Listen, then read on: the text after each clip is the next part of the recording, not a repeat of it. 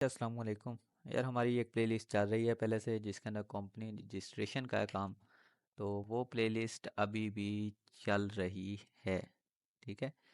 वो प्लेलिस्ट अभी भी चल रही है और वो इंशाल्लाह जैसे जैसे मेरे पास काम आएगा मैं आपको एक्टिवली करके दिखाऊंगा कि असल में रजिस्ट्रेशन होती कैसे है। तो वो था वो उस प्लेलिस्ट का नाम है बिजनेस सेटअप। ठीक। यूके की कोशिश रहेगी मेरी यूके की अलग रख दूं, यूएसए की अलग रख दूं, कनाडा की अलग रख दूं। लेकिन देखेंगे वक्त के साथ फिर ये बैंक अकाउंट्स हैं ये सारा कुछ डिस्कशन अलग एक प्लेलिस्ट में होगा।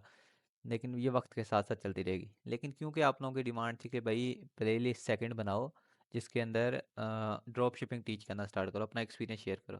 तो भाई आ गई है what makes a winning product in 2024। ये प्लेलिस्ट का नाम होगा या फिर कुछ और नाम होगा ये देखेंगे। जो आप लोगों को बेहतर लगे। प्लेलिस्ट 2 है, वीडियो 1 है। इसे स्टार्ट करते हैं। आज होगी क्राइटेरिया पे बात कि प्रोडक्ट हंटिंग का क्राइटेरिया क्या होना चाहिए। मेरा पर्सनली जो क्राइटेरिया है वो बहुत ही सिंपल है। वो है जो आपका प्रोडक्ट है वो कोई ना कोई प्रॉब्लम सॉल्व करना चाहिए। आपका प्रोडक्ट कस्टमर की अगर कोई प्रॉब्लम सॉल्व करता है तो उसे पिक कर लो। ठीक है। और दूसरा मेरा क्राइटेरिया ये है कि वो मार्केट में बिल्कुल नया होना चाहिए। ठीक है, ये मेरा पर्सनल क्राइटेरिया है। लेकिन आप लोगों ने साथ साथ आप लोग बिल्कुल न्यू हो, आप लोगों ने मार्केट में आना है, अभी समझना है मार्केट को, काफ़ी देर धक्के खाने हैं। तो भाई आप लोगों के लिए एक तरीके से बनाया है ये क्राइटेरिया, इसे देखो और समझो कि प्रोडक्ट हंटिंग होती कैसे है। सबसे पहला पॉइंट ये है कि आपका जो प्रोडक्ट है वो इजी टू अंडरस्टैंड होना चाहिए। जैसे मैं कुछ अर्सा पहले एक प्रोडक्ट पे रिसर्च कर रहा था, उसका ना मार्जिन कम था इसलिए मैंने छोड़ दिया। पाकिस्तान में भी अब वो आ गया है। ये है वो प्रोडक्ट। ठीक है। ये बुक्स के साथ अटैच होता है और ये क्या करता है आपको रीडिंग में हेल्प करता है नाइट टाइम पे। तो इस तरह का प्रोडक्ट ये क्या है, इजी टू अंडरस्टैंड है, इजीली पर्सन समझ सकता है कि इससे क्या फ़ायदा हो रहा है उसे। ठीक है। एक सुपर नीश प्रोडक्ट है, यानी सुपर नीश ऑडियंस को टारगेट करता है, जिसको आगे हम डिस्कस करेंगे कि सुपर नीश ऑडियंस होती क्या है। फिर सेकंड पॉइंट आ जाता है आपने ऐड लाइब्रेरी पे चेक करना है। फेसबुक एड्स लाइब्रेरी पे जाएं और फेसबुक एड्स लाइब्रेरी पे आप इसे चेक कर सकते हो। ठीक है। फेसबुक एड्स लाइब्रेरी पे जाके इसे चेक करो और चेक करो कि इसके ऊपर कितने एड्स रन हो रहे हैं, आप एड्स के साथ compete भी कर सकते हो या नहीं। उसका एक अलग ही क्राइटेरिया है। इसका मतलब कि 4-5 ऐड हो, 15 ऐड हो, 20 ऐड हो, वो आप पे डिपेंडेंट है कि कहीं ये एक ही स्टोर एड्स तो नहीं रन कर रहा। फिर आप उस नीश के अंदर स्टैंड आउट नहीं कर पाओगे। फिर आपको एक मुख्तलिफ स्ट्रेटजी के साथ अपने प्रोडक्ट को सेलिंग में जाना चाहिए, सेलिंग के लिए लेके जाना चाहिए। ठीक है। तीसरा पॉइंट ये आ जाता है कि प्रोडक्ट के अंदर स्टोरी टेलिंग हो। दो पॉइंट डिस्कस हो गए। प्रोडक्ट सबसे पहले इजी टू अंडरस्टैंड हो, इस तरह का प्रोडक्ट हो जो इजीली समझ आ जाएगा भाई इसका मकसद क्या है। दूसरा पॉइंट है ऐड लाइब्रेरी पे चेक करो कि उस प्रोडक्ट का कितना कंपटीशन है। ठीक है, आप मार्केटिंग कर सकते हो उसकी या नहीं। फिर उस प्रोडक्ट का चेक करो कि स्टोरी टेलिंग कैसे है। क्या उस प्रोडक्ट से मैं कोई स्टोरी बना सकता हूँ, किस तरह की मार्केटिंग कर सकता हूँ, स्टोरी टेलिंग मार्केटिंग कर सकता हूँ, या उस प्रोडक्ट में कोई कहानी है, कोई मसाइल हैं जिससे हम सामने रख के कस्टमर के उसे प्रोडक्ट बेच सकते हैं कि भाई आपको ये मसले पेश आ रहे हैं, हम इस वजह से प्रोडक्ट को लेके आए हैं मार्केट में, आप इसे अगर बाय करोगे तो आपकी ज़िंदगी में ये आसानी पैदा होगी। तो इन चीज़ों को हमने देखना है तीसरे पॉइंट के अंदर। ठीक है। फिर से रिपीट कर लेते हैं। पहला पॉइंट था इजी टू अंडरस्टैंड, दूसरा पॉइंट था कि आपने इजी टू अंडरस्टैंड तो हो गया, अब ऐड लाइब्रेरी पे जाके चेक भी करना है। तीसरा पॉइंट है कि उस प्रोडक्ट के अंदर स्टोरी टेलिंग होनी चाहिए। ठीक है। स्टोरी टेलिंग, फिर से स्टोरी टेलिंग से मतलब कि वो कोई प्रॉब्लम सॉल्व करना चाहिए जिसे आप कहानी की सूरत में कस्टमर के सामने पेश कर सको। ये तीसरा पॉइंट है।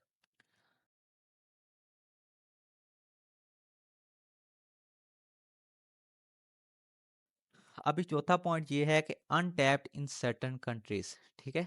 आपका जो प्रोडक्ट है वो अनटैप्ड होना चाहिए कुछ कंट्रीज के अंदर। जैसे अभी तो ये प्रोडक्ट ये जो मैं अभी दिखा रहा हूँ इसको पुरानी मेरी रिसर्च थी, तो मुझे ये प्रोडक्ट माइंड में आया, मैंने कहा चलो ये मेरे हाथ से निकल गया था और इसका ना मार्जिन भी कम था, इस वजह से भी मैंने इसे ड्रॉप किया। अब ये जो प्रोडक्ट है ना, इसके अंदर बहुत सी कंट्रीज के अंदर ये उस वक्त तक अनटैप्ड था। ये जब नया आया था ये प्रोडक्ट अनटैप्ड था मुख्तलिफ कंट्रीज के अंदर।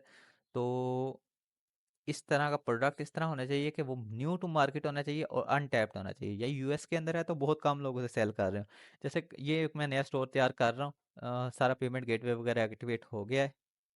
तो इस स्टोर के अंदर मज़े की बात ये है इसके अंदर हम एक ऐसा प्रोडक्ट लगा रहे हैं जो कि बिल्कुल अनटैप्ड है। ठीक है। अभी मार्केट में ज़्यादा आया नहीं है, और उसकी हम इस वक्त इन्फ्लुएंसर मार्केटिंग के साथ चलेंगे, क्योंकि हमारे पास से जो मेरा इन्वेस्टर है उनके पास इतना बजट नहीं है, और मैं भी एक नया प्रोडक्ट मेरे माइंड में था, मैं उसे चेकआउट करना चाहता था, और मुझे नज़र आ रहा है उसके अंदर काफ़ी प्रॉफिट है।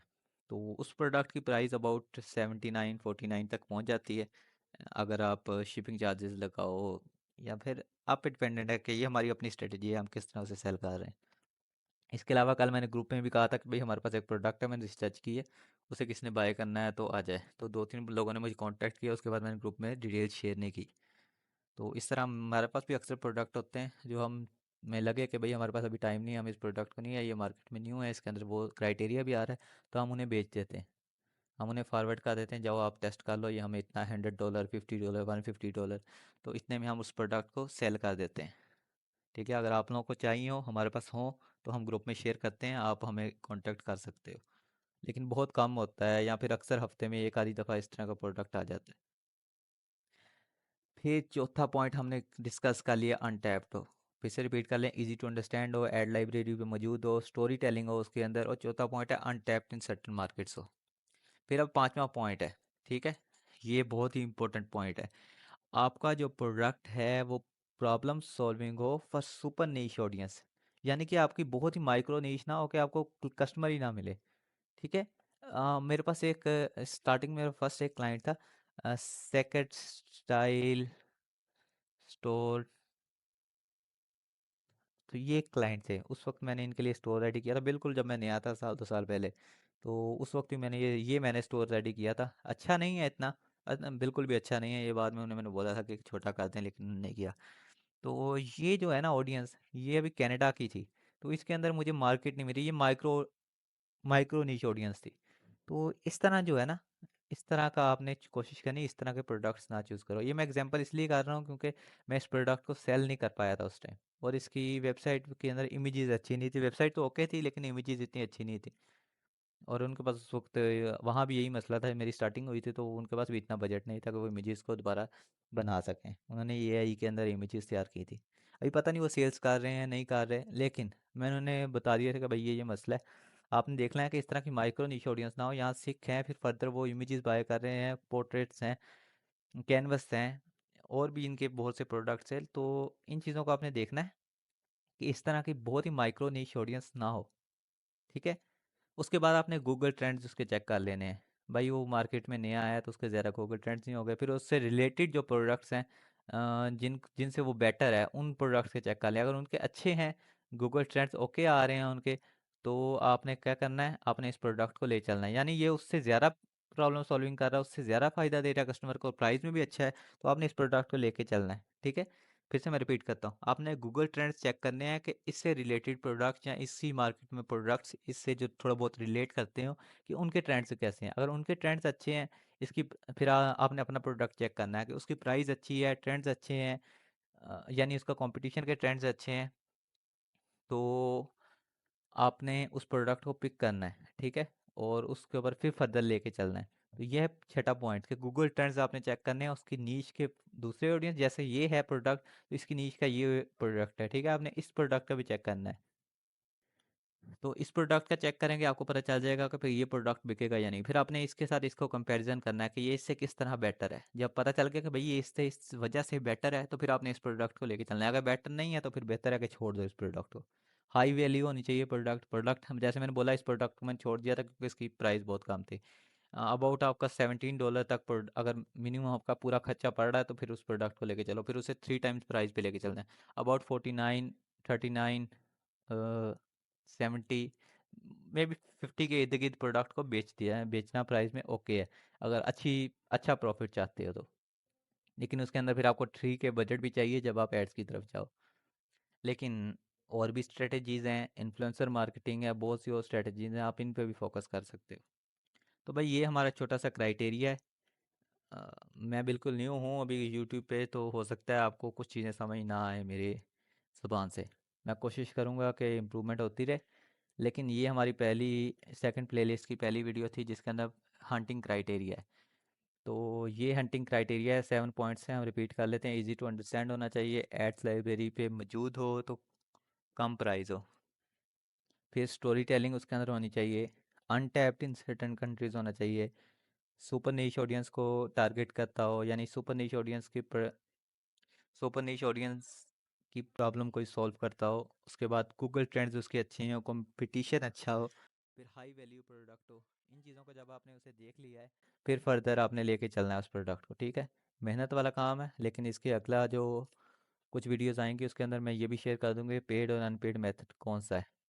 ये तो सिर्फ क्राइटेरिया था ना, इसके बाद हम डिस्कशन करेंगे कि कौन सी निशेज में आपको प्रोडक्ट रिसर्च करनी चाहिए।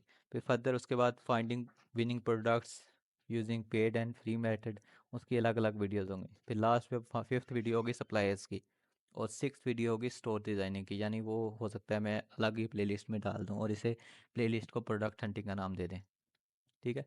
इंशाल्लाह अगली वीडियो में मिलते हैं।